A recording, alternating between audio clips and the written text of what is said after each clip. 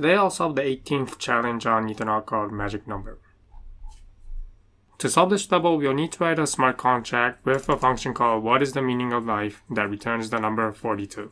So far it sounds easy, however there is a catch. The smart contract that we write must be less than or equal to 10 opcodes. This is the smart contract for this challenge, so I'll copy this over to my code editor and also deploy this challenge. Again, the goal of this challenge is that we need to write a smart contract that responds to the call, what is the meaning of life, and it returns 42. This smart contract must be really small. It has to be at most 10 opcodes. Once you write and deploy the smart contract, we'll need to call the function setSolver and set the address to the contract that we deployed. If the contract that deployed is less than or equal to 10 opcodes and it returns the number 42 when the function what is the meaning of life is called, then we pass this challenge. Okay, so let's write a contract that will return the number 42. I'll type contract, I'll name this hack. So the first criteria is that we need to write a function that returns the number 42. However, if we try to write a function called what is the meaning of life, external peer returns uint, and then just return 42. If we compile this contract, then this contract will be more than 10 opcodes. So that is the main challenge that we'll need to solve. We need to write a contract that returns the number 42, but if we write a function, then this contract will have more than 10 opcodes. So to solve this challenge, we're going to write a smart contract using opcode, and then manually deploy the opcode. So say constructor. Inside the constructor, we'll pass the address of the contract MagicNum. So say MagicNum. I'll name it target, and then I'll declare address. This is the address of the contract that we're going to be deploying, ADDR, and we'll do something special here to deploy a contract that is less than or equal to 10 opcodes. And then once we do that, we'll call the function setSolver on MagicNum. So target dot setSolver ADDR. Okay, so the next step is to somehow create a contract that is less than or equal to 10 opcodes and then deploy it. In another video that I posted before, I showed you how to create a simple smart contract just using bytecode, and that contract returns the number 42. So what I'm going to do is copy that bytecode that I showed you in the previous video. I'm inside the website soliditybyexample.org, and the contract that I need is under simple bytecode contract. This is the bytecode that I need. This is a bytecode that will deploy a simple contract that will always return the number 42.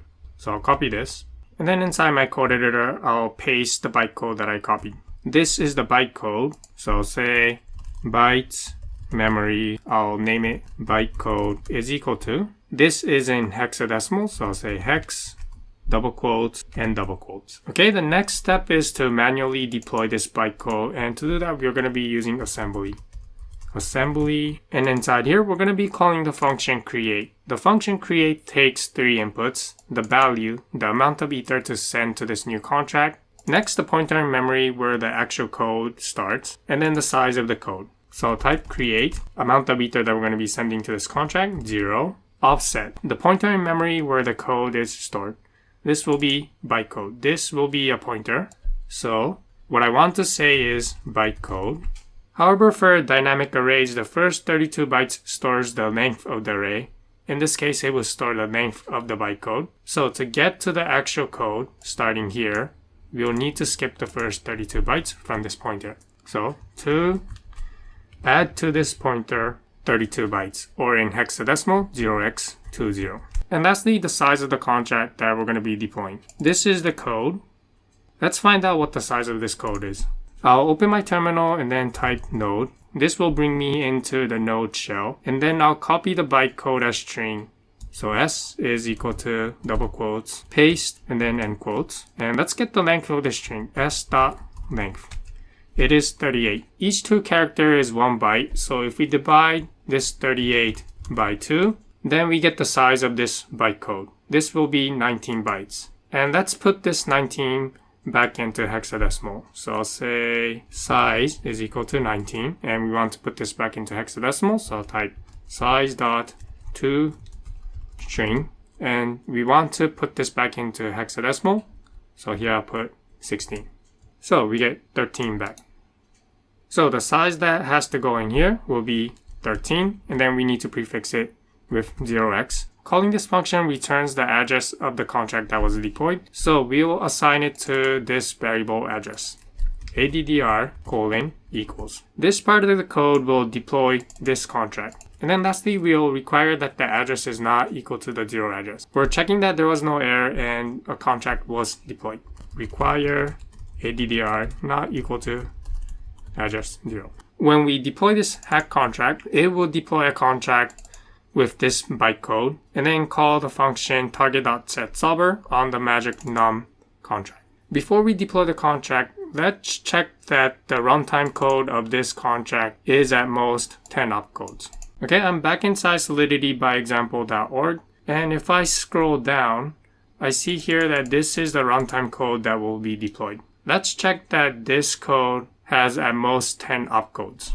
I'll type F12 to pop open my browser console, and then inside it I'll paste the bytecode that I just copied. S is equal to, and let's check the length of this string. S.length is equal to 20. Each 2 character will be 1 opcode, so 20 divided by 2, that is equal to 10.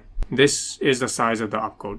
The next step is to copy this code and then deploy it to Remix. I copy the code over from my code editor into Remix. We're going to need the address of the MagicNum contract, so I will go to Ethernaut. Inside Ethernaut, to get the address of the contract MagicNum, I'll type F12.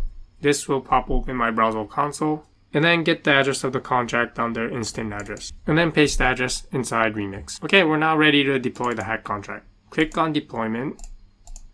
Make sure that I'm connected to Goerli testnet, and then we'll deploy the hack contract. And for the target address, we'll pass in this address. Paste it here, and we can call deploy. And the contract was deployed. The last step of this challenge is to call submit instance. Once you beat the challenge, you'll see the button change to go to the next level.